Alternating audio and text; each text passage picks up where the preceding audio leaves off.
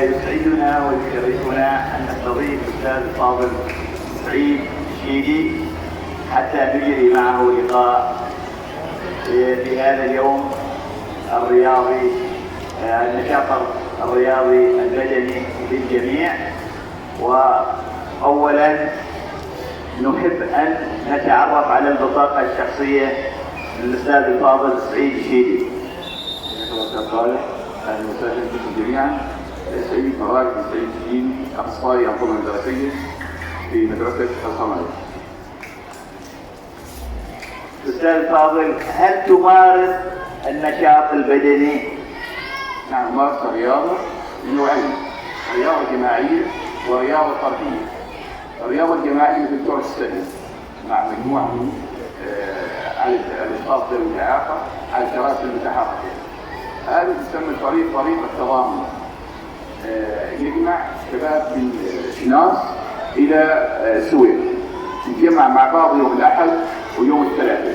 ممارسة رياضة كرة السلة هذه بصورة جماعية، وممارسة رياضة بصورة فردية مثل مسابقات رمي الجلة أو دفع الجلة ورمي الفرد ورمي الرمي، وأيضا ممارسة الرياضة في الصالات الرياضية اللي هي الجيم.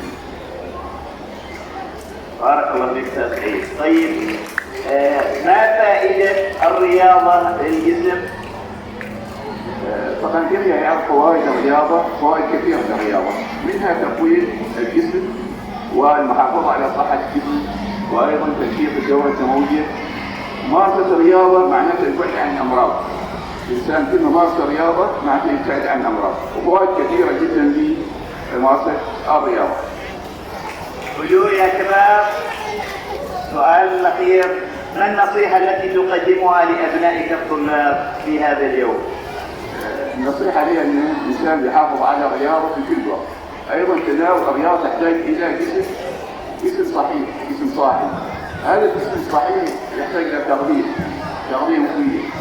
فما نعتمد على تغذية غير مفيدة اللي هي التغذية السريعة، وهذه نتناول الطعام الصحي بقدر المستطاع، نبتعد عن التغذية اللي ما هي فائدة. شكرا للأستاذ الفاضل سعيد الشيدي، والسلام عليكم ورحمة الله وبركاته.